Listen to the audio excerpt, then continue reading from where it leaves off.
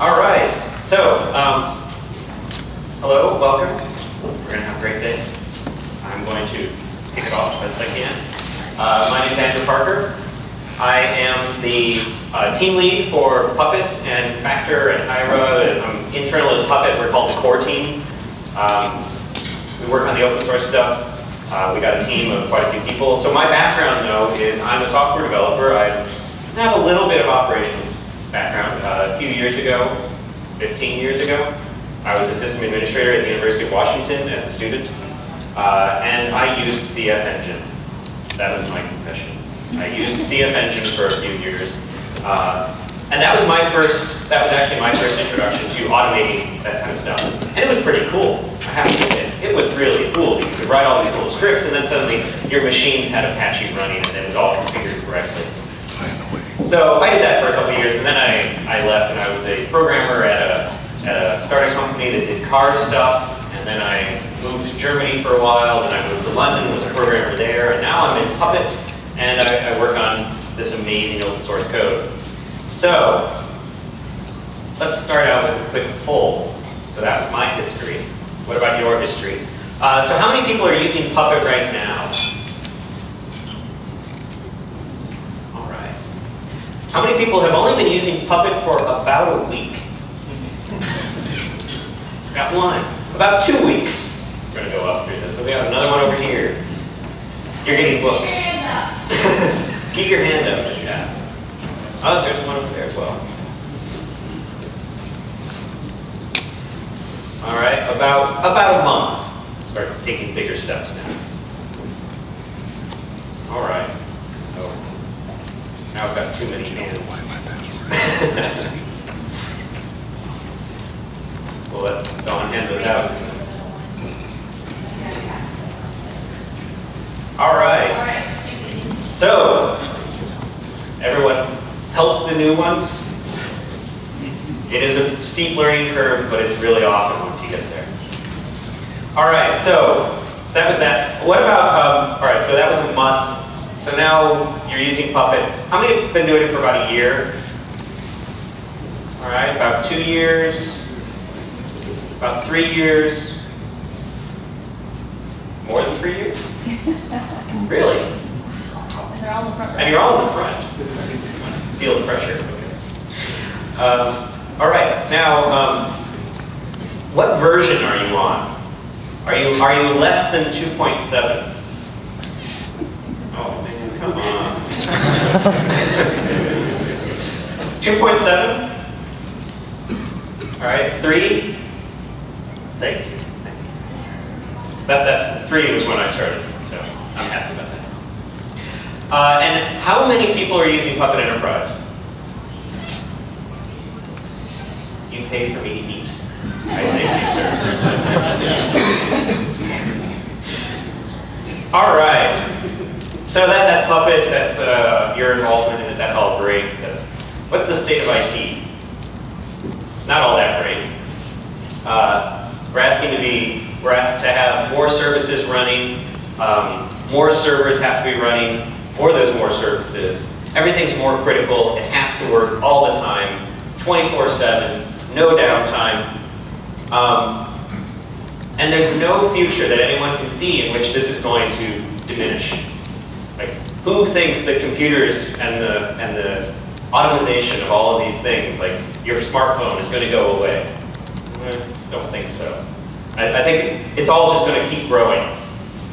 So when you have that, what happens with maintenance windows? How do you keep on top of that? How do you make sure that you can actually change these systems?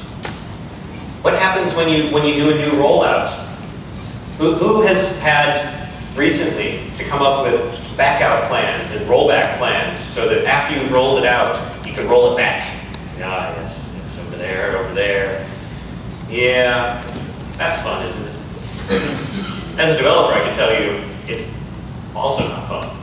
Coming up with, my stuff's not going to work, what do we do? And it's just going to keep happening, and it's going to happen faster and faster and faster. In the past, people were happy with, you could roll out a new version of something every 9 months. Now, well, 3 months is kind of too long.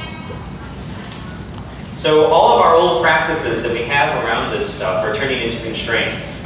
All of the change controls and everything else, all of those very heavyweight practices are turning into constraints. You can't have one person in order to administer 25 machines. When you have 10,000 servers to run your site, you're not going to have one person for every 25 servers. And so because of these things, you have to change. And the question is, how do you change? Well, one thing is that a lot of these old constraints that we used to have are now disappearing. As I said, you're going to have 10,000 machines.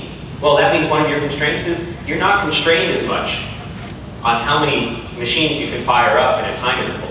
You can fire up 1,000 nodes in AWS in 10 minutes. So your workloads are going to be shifting around.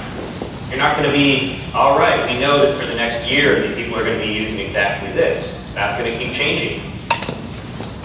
A lot of your developers have adopted different ways of programming. They've adopted different ways of controlling the way they write their software. That's the agile and the lean processes, which means that they're going to now be giving you software updates on a much more regular basis. They're tuning themselves to be able to, rather than roll back, they roll forward.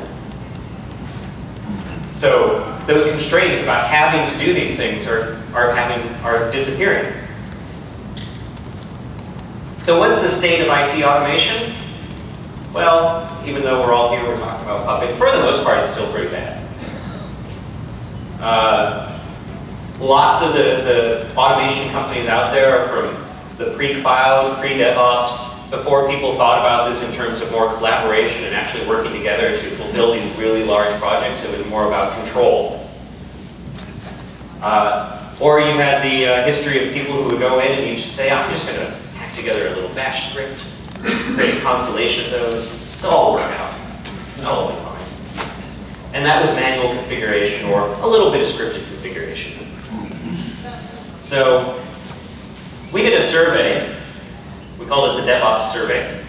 And some pretty interesting stuff in there. And I think this was kind of like one of the big takeaways, is that we discovered that there's two things in common that we found from a lot of organizations that were starting to do really well at this kind of stuff. And one was version control. Seems pretty basic, but actually those basics really matter. Using version control to version the configurations of what you're going to be deploying. So, and the other one was automation. That all of these groups that have done this really well have put together an automation system for deploying their code. So they have completely automated ways of deploying out new versions of whatever it is that their organization is there to do. So at Puppet Labs, we try to say that what is our purpose? Our purpose is to enable frictionless technological change. That's actually kind of hard to say. But we're kind of all over the place now.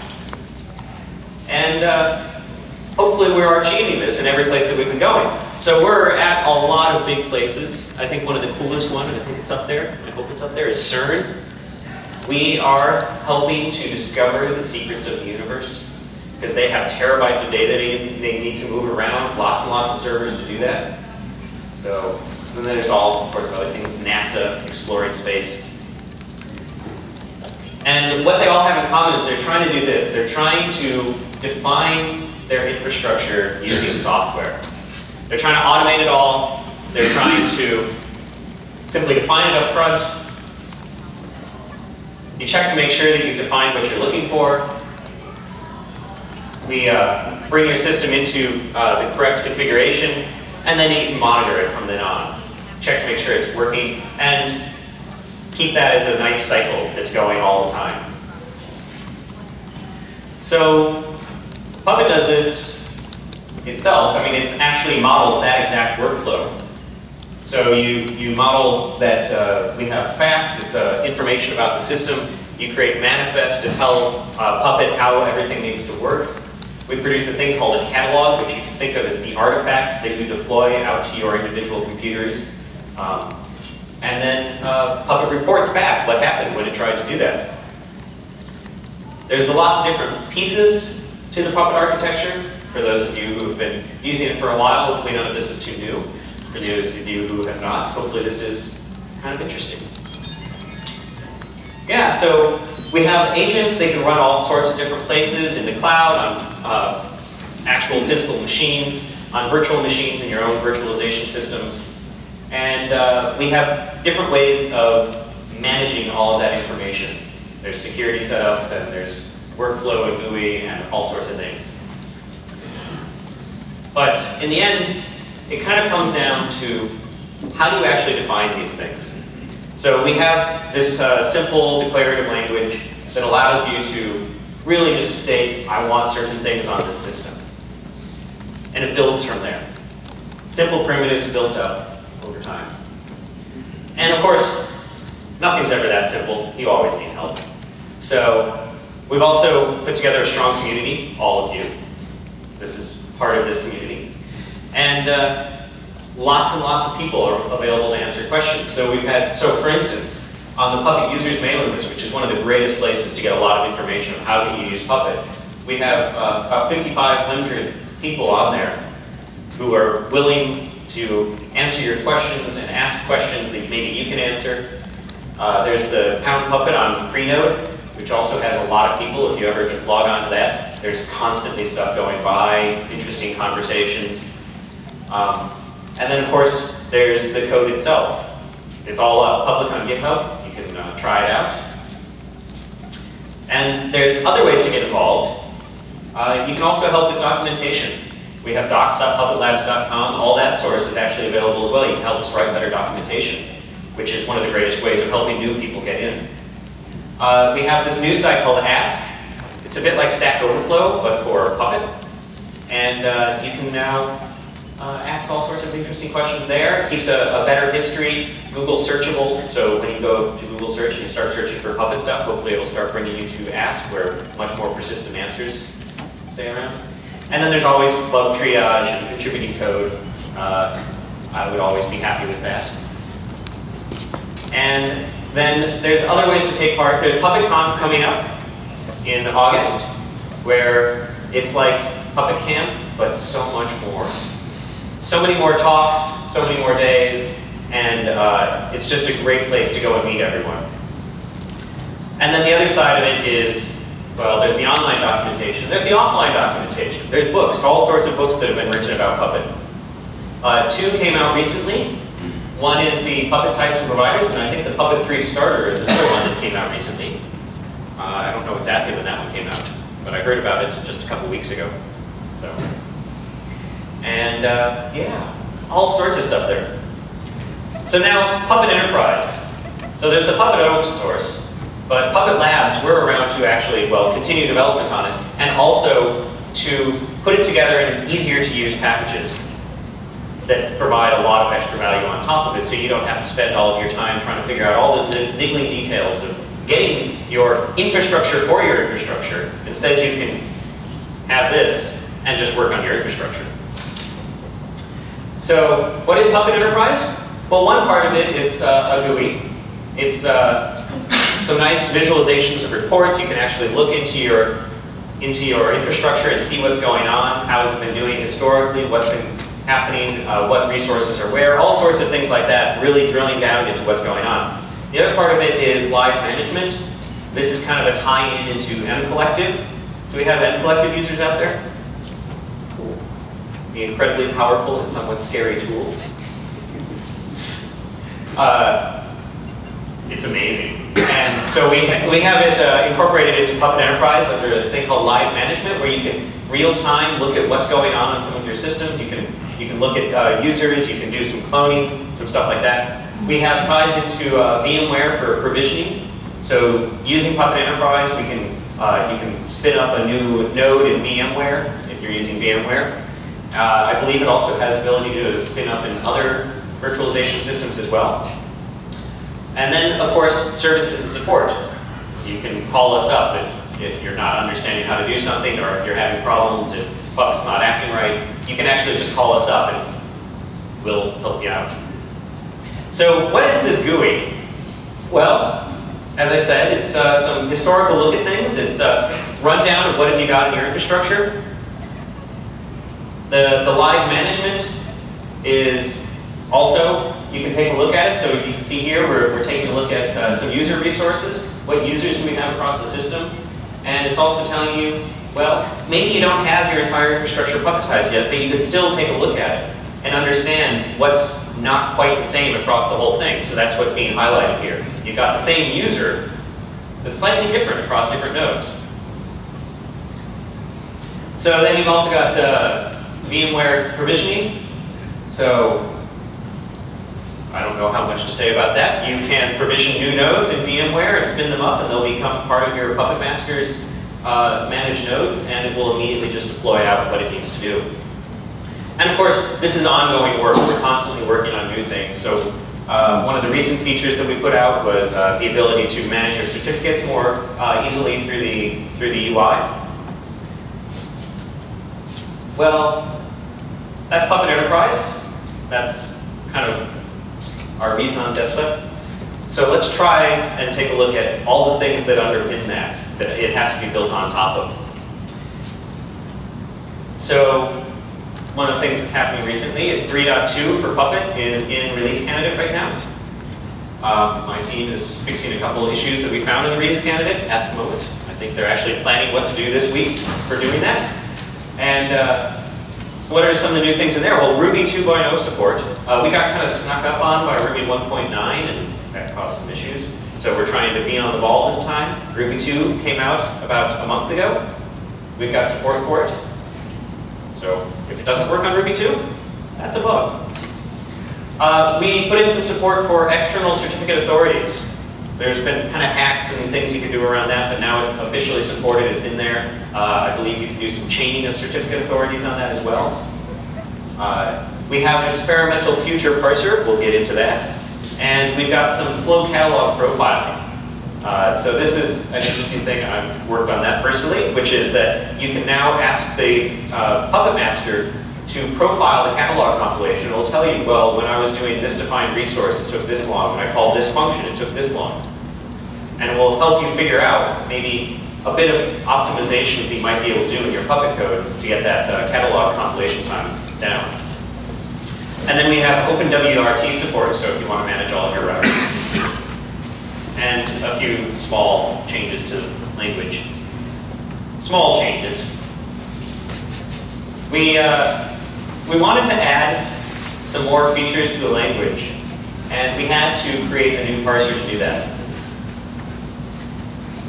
One of the new features we wanted to add is what you're seeing up there, which is that we wanted to be able to iterate. For those of you who've been using Puppet for a while, you know that there is no way of for eaching across a collection and doing something with every element. So we've been working out a way to do that. It's not rocket science, we just have to figure out what's the best way that actually fits into this language. And so in Puppet 3.2, you can turn on a new parser that is able to work with this kind of stuff and give us some feedback and tell us whether or not we're on the right track or what you'd like to see differently. So try it out. It's really cool. In Puppet 3, for those of you who are still on Puppet 2, 2.7 or 2.6 or 2.5 or 2.4 or 2.2, we removed dynamic scoping. So when you update, remember, scope rules have changed. I'm not going to spend too much time on that. Just know that if you were ever dependent before on something like $var being from the place that you were included into, and not from your inherent scope or the top scope, you're using dynamic scoping. You want to change that to using parameterized classes or something along those lines. We added a thing called data bindings. This was in an effort to bring data more as a first-class thing into the Puppet language. So now, rather than having to write that top thing, which is that we're going to have a parameterized class with a server parameter, and we're going to get that from calling Ira and getting the NTP server. Well, we can now change that to just declaring that you've got an NTP server that's going to default to time.apple.com. And Puppet will try to look up in Ira something called NTP : NTP server. So you now have all of your data out in Hiera and use these parameterized classes as a way of injecting that data in. Another thing that we got in Puppet 3 was incredible performance gains. We keep having people report to us that they upgraded and they found some pretty significant gains there. So the top graph was, they were running along, they were getting their load average on their master, and then they installed Puppet 3 and everything came down around them and it all crashed. No. Actually, the master kept chugging along just fine, but actually the machine was doing almost nothing. Well, not almost nothing, but it was doing a lot, but with a lot fewer resources. And then the other one was, this one is application time. So this was from our own ops team. And actually, I think Adrian, sitting over there, gave us this graph. This was from their upgrade to Puppet 3. And he might correct me if I'm wrong on this, but I think I'm right. Which is that this is the application time on the agents. So they would get the new catalog and apply it. And there's two things to notice on it. One is there's a dramatic drop in time, and the other one is it's much more consistent. So we've been doing all this stuff, and as I mentioned on the like iteration, the for each in the language, we want feedback. And also, we also recognize that it's becoming a larger and larger ecosystem, which also means that we have to understand what's going to be affected when changes occur. So we've started putting together this thing called the Puppet Armatures, called ARMS, which is a place to start proposing or discussing enhancements to Puppet or the Puppet ecosystem. So to Factor, to Hiera, possibly mCollective. We're just starting out with this. And you can go online. It's on our GitHub site, Puppet-Armatures. And you can take a look at what we've been kind of discussing. We're just starting, so don't expect it to be a smooth, very smooth process at the moment. We have been doing this for about 2 months now. But the purpose of it is to make it a bit like JEPs or PEPs from the Python process and JEPs from the Java process, a way of actually discussing this is the larger change, especially to things like the language. When we want language changes, we're going to have to go through this because if we change the language, that affects everyone. So we need to, we want to make sure that we're doing stuff that works out well for everyone. Right, so that was Puppet. What about Forge? Well, the Forge, at its simplest level, is just a module repository. It's by you guys, for you. It's kind of nice. Now, it's also kind of huge, and it's growing really fast. So actually, I just gave this talk a couple months ago, and it was 1,000 modules. Now we're at 1,050 and still growing. Last year, it was only 260. So there's all sorts of modules going up that you can use in your own Puppet code. So what kind of modules do we have up there? Well, there's things for just kind of basic critical services. Can you manage SSH? Can you manage NTP? Can you configure that? Well, and then there's other stuff, which is build up entire stacks. You can get an OpenStack module that will put together an entire OpenStack installation for you. There's many, many things out there that do that. So these are kind of modules building on top of modules, building on top of modules that in the end produce this thing that you can just grab this one module and deploy an entire system. And then there's another class that goes up there, which is little utilities, stuff for controlling kind of lower level files. So like managing INI files or managing, what is that other one? SSH configs. All these kind of little building blocks. And so you can kind of see the pattern happening again and again. You've got the building blocks that get put together to create these bigger things, that those get put together to create these even bigger things. And in the end, you can grab the one common installation system that everyone is using and so you know just works. So I mentioned mCollective earlier. And mCollective is this amazing system. It's kind of a framework for orchestration. It uses a message queue, and it just sends out commands to all of your systems and says, do this, and it will report back the results of what it gets. at its basic level, that's about what it does. But it also has all sorts of things for discovering what systems are there. And then you can also make sure that you only target for those commands the systems you really want. So what's been going on with mCollective? Well, in the 2.2 series, they made that discovery, as I mentioned, it can discover what's out there. They made that discovery pluggable. So you can look at the network, you can go to a database, you can go to a flat file on disk, wherever you want to get the information for what nodes you have out in your infrastructure, it can now get that plugged in. They have a way of describing how you should summarize results that come back from what it calls its agents, which are the various things that go out and do stuff on your nodes. And it's a, oh, I didn't see that one before. They added shell completion support. That is so cool. So I don't have to remember the commands anymore. All right, so they rewrote the agent that they have for controlling Puppet. And when they rewrote it, they added lots of features.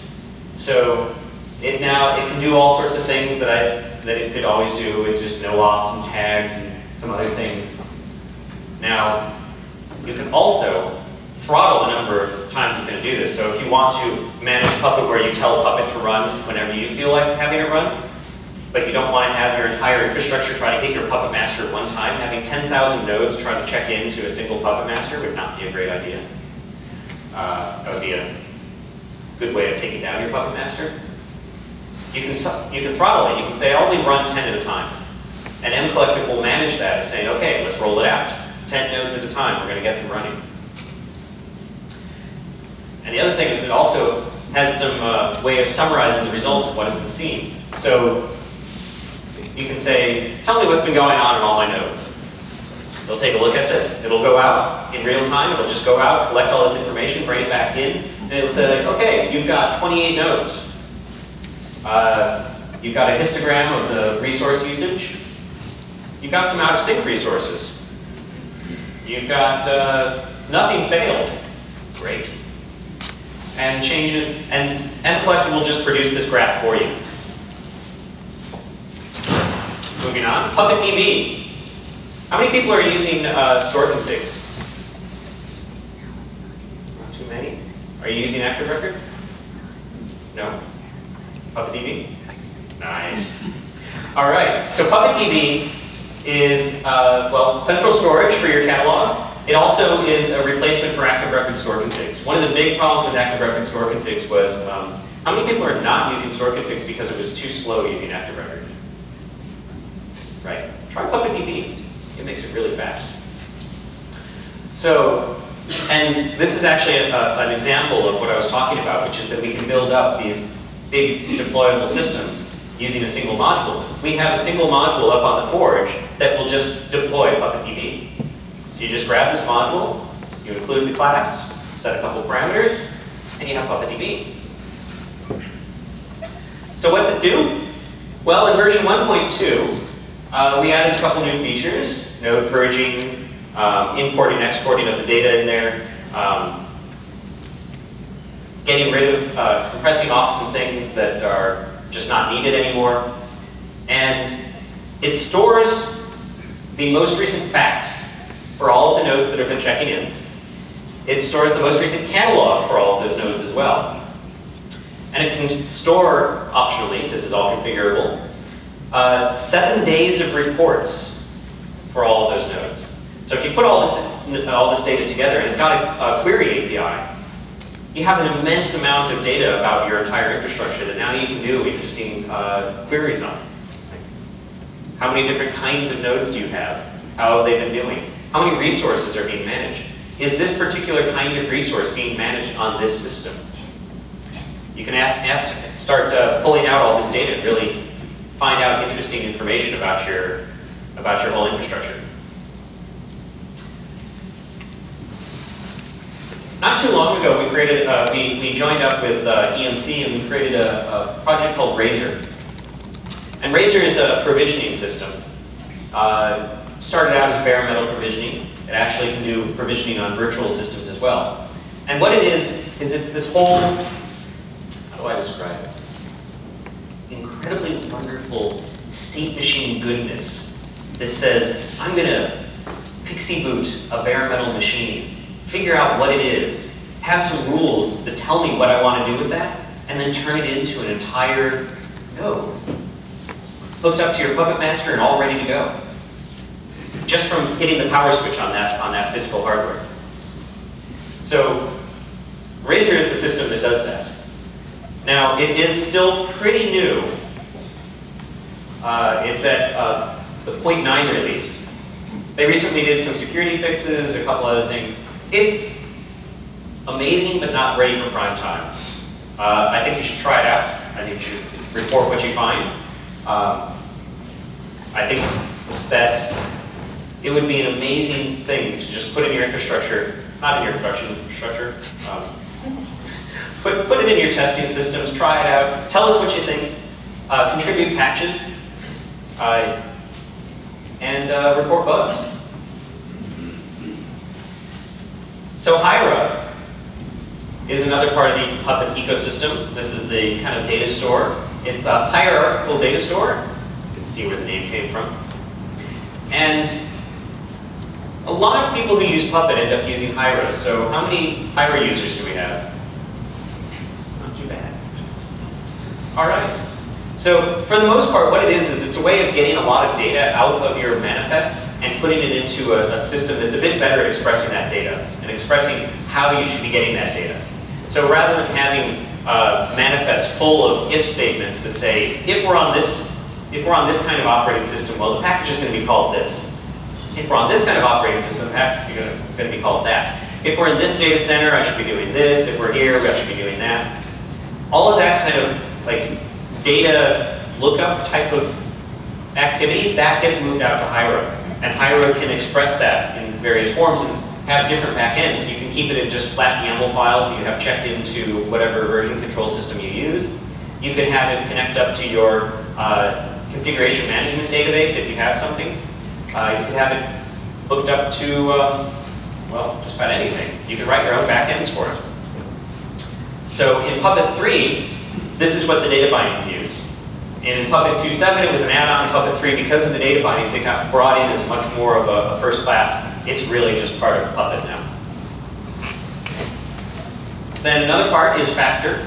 I won't ask who's using Factor because I don't think you can use Puppet without Factor. So, Factor 1.7, we added external facts. This was a thing that had been in standard lib for a while, and we decided, well, this is actually a part of Factor, so we brought it into Factor. And really all you have to do is you need to drop some files into the right directories, Factor will find them, and it will start reporting that as facts on the system as well.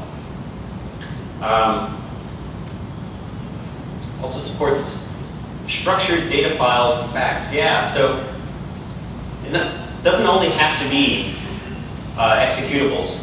It can also be these kind of YAML or JSON files. Anything that you want to be dropping onto your system, we can now report as facts. So the thing is how are we coming up with all these new features? Well, one is listening to you, listening to our bug tracker on the mailing list and all that kind of thing. But the other one is we've put together this thing called the Puppet test pilots. Because, well, we want to make sure that we're actually building the right features, and that the features that we build are useful. So one part of that was the armatures, and another part of that is the Puppet test pilots. And what this is this is a group that you sign up for, and then our user researchers will contact you sometimes, and they'll ask you to do a 1-hour screen sharing session with them as they show you some new features that we're working on. And they'll ask you, what do you think about it? How do you think this would work? What would be going on? And that gives us a lot of feedback about what's actually the right thing to be building. This makes sure that we don't have misfeatures that makes incredibly hard to use systems that don't achieve your jobs. Instead, you get to tell us whether or not we're doing that, and we can produce something that will help you make your jobs a lot better. Right. So, we're Puppet Labs. We're the ones who are working on a lot of this. We have quite a few people with us now. In January 2012, which is shortly before I started, there were only 55 employees. I think I was employee somewhere around 60. Now we're at 134. We have customers all over the world. we've been growing quite a bit. We're now at about 42 different countries that we have customers in. And we recently moved offices. We're in Portland, and we moved from one office that was a little cramped, about 9,000 square feet, to an amazing new space that's 25,000 square feet. Does anyone have Keen's shoes? We're in their old headquarters now. Kind of cool. And of course, with that kind of growth, we are hiring. We have lots and lots of job positions opening. We're, in many cases, open to remote working. I hope so. I recently moved to Seattle, so I'm now remote working from Seattle. And yeah, all sorts of stuff. Operations engineers for software, sales engineers, I believe, are up there. All sorts of stuff. Almost anything you can think of, we need. So along with that, we of course also have the training and certification. Don mentioned this at the beginning. And we have this training all over the place. Some of this is directly through Puppet Labs, and some of this is through partners. But for the most part, you can all expect that we've got training around here. So, font on that is so small. Sorry, my notes are so small. So, one of the things about the training is we've got it split into 2 different tracks now. So we recently went through this whole revamp of our training, looking at what was working, what wasn't working. And we split it into 2 tracks. One is the sysadmin track, which is how do you use Puppet, how do you get it to do what you want, how do you build modules. It kind of advances through. There's a certification, so you can become certified in Puppet. Not certifiable, but certified. And then in the other track is developer. And this is, can you extend Puppet? Can you write custom functions? Can you write custom types? Can you write custom providers? So the types and providers and all of that, that's kind of the guts of how Puppet actually does its thing. So when you say, I want a package called this, well, that happens differently on different operating systems, and the providers are the things that let you do that. So if you've ever wondered, Puppet doesn't work on my operating system, how do I get it to work? It's the developer track that you're looking for. So that's also a certified thing. We have certification exams, as Dawn said. If you drop your business card at the basket, is it still on the front desk? Yes. On the basket on the front desk, then we will be doing a drawing later today for 9 free certification exams. For, is it the sysadmin track, I'm guessing? Probably. Or either, I'm guessing. I think it's either. Either? Just any certification exam. Take whichever one you feel like you can do. All right. Any questions? Oh, come on. Surely somebody has a question. Happy questions. Okay. You mentioned Razor. Is that becoming a Puppet Labs project, or are you taking that from EMC? Or? It is. So it started at EMC, actually. And then we are now collaborating with them. And it's pretty much a Puppet Labs project now. And I use the Foreman, which is a similar product. Do you see guys separating where that integration might be since you're going on Razor? So is that going to remain open? So Foreman is a little bit of all sorts of different things. It's a little bit of the dashboard. It's a little bit of Foreman. It's a couple different things. So I guess Foreman could use Razor. Well, Foreman replaces with Razor. Provisioning and all that stuff. Yeah. So I didn't know that the direction you're going is going to take the wind out from that, or.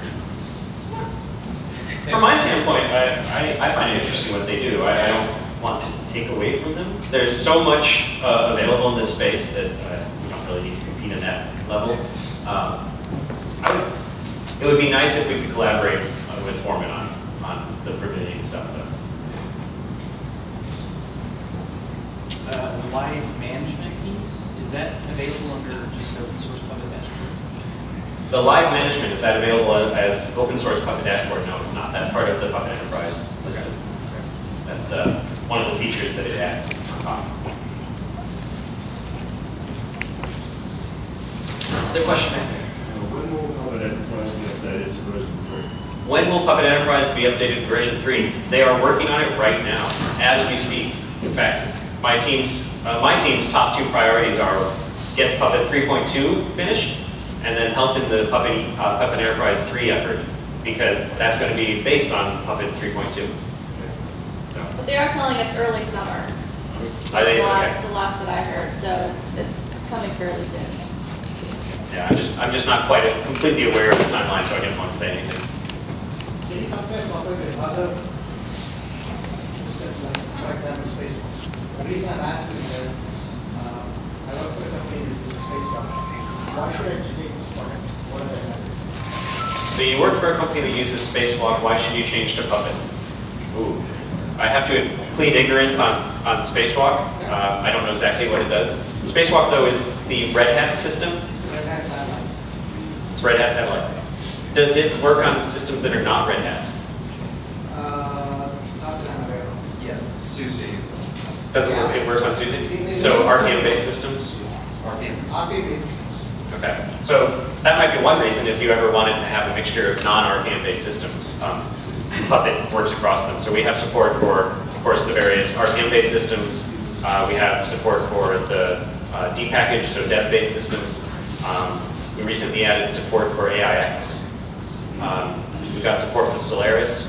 So you can have a single manifest system that will work across a heterogeneous environment like that.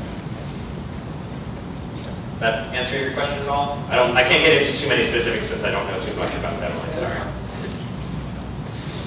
Without a comparison, BigFix, are you familiar with that? With what? BigFix, I've never heard IBM of just that. bought that under their Tivoli line now, but it's a deployment management system. So is that for like deploying applications, rolling them out? No, it's system configuration management, patching management. It's primarily Windows and Linux. Okay. Which is Linux side. Big fix. BigFix. Fix. BigFix. Big fix. That's an interesting name. No, I don't know. I'm sorry. It's now known as Tivoli Endpoint Manager. Tivoli Endpoint Manager. Okay. I would be interested in learning the differences as well. So. I am too, because we're having BigFix push on us. I can tell you that we had it. If anyone does know, that sounds like a perfect topic for a lightning talk. I know I've seen it a little bit on the sales side, sales engineer, so I've talked to customers who were switching off or considering it, and just take a look at the language you're going to be using. Compare that. The DSL may be a very helpful comparison. Oh, is it also a language-based, not a GUI tool? Okay. Well, there's different ways to approach it, but yeah. You just mentioned Razor, and one of the things that I was evaluating from that was it had a good way to provision systems. So I assume Razor is a new product. Can you tell me more about how it does that and how it supports various operating systems? Can I tell you some more about how Razor does this provisioning and how it supports different operating systems? I actually can. You've asked a question I can answer. All right. So the basic way that Razor works is that it's got a server. That server you configure with a bunch of different rules. Those rules can be based on facts of the system. So you set up a rule saying that this kind of machine will get into this group. So it's a rules-based system. So what it does is it does a pixie boot. When you turn on the machine, it gets discovered. When it boots it, it sends out what they call the microkernel. There's a technical definition for a microkernel. It's just a small operating system that it will initially install onto that computer. Along with that, it sends almost nothing except factor.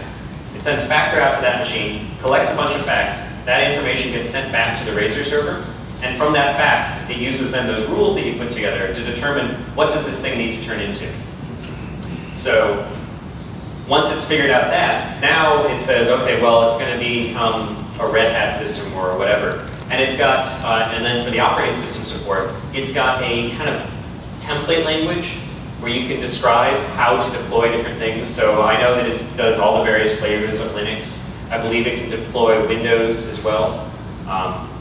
There's, well, probably almost anything you can do. Because really all it does is it now does another pixie boot.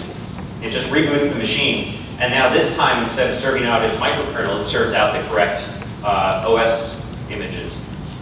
And then using Kickstart or whatever that's native to that platform, it will bring up a basic operating system. Next thing it will do is it'll install Puppet onto it. It'll get that into your Puppet Master, and then the Puppet Master from that point on can take over and do the rest of the configuration however you want it to be done. So it's really an automation tool around PXE booting and this kind of rules engine. It's got a whole state machine lifecycle management so that it knows what point in the cycle it's actually at, because some operating systems that will be unnamed require multiple reboots sometimes to install.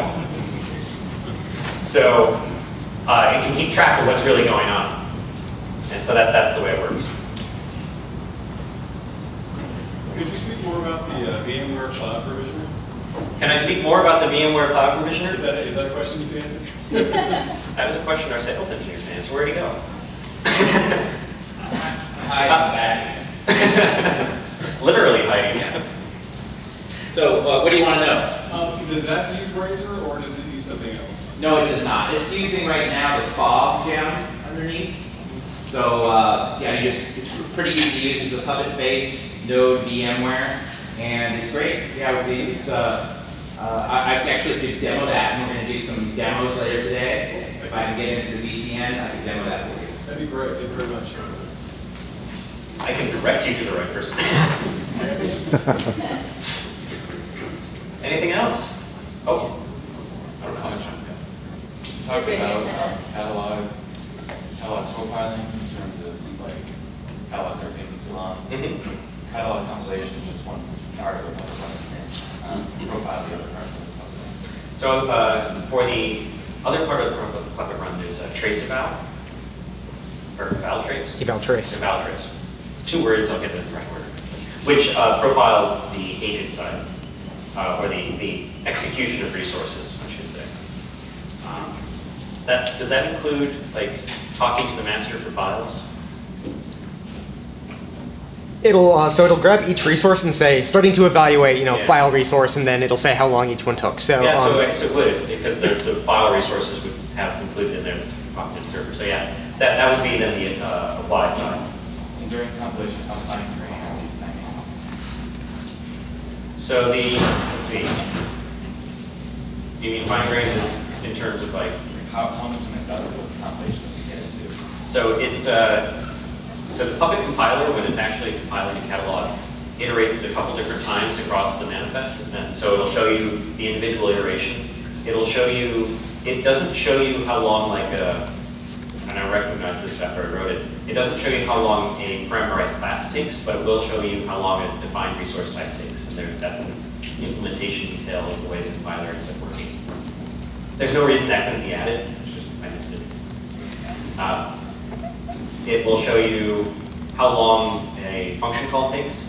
So when you call a custom function, it shows you that. What else is in there? It shows you how long it took it to get the node.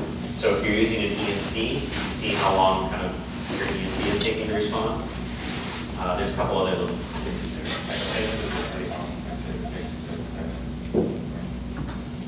How long will it take? Xated? Was looking up Xated? That's just a custom function call. So I guess it should tell you. Let's see, does it do anything else? It tells you how long it took it to serialize the catalog into JSON. So you can get angry at how long that takes.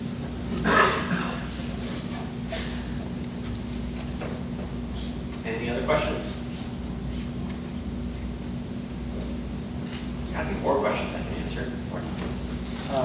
How's the state of the network device configuration going? Network device configuration. Oh, so there's the Puppet devices.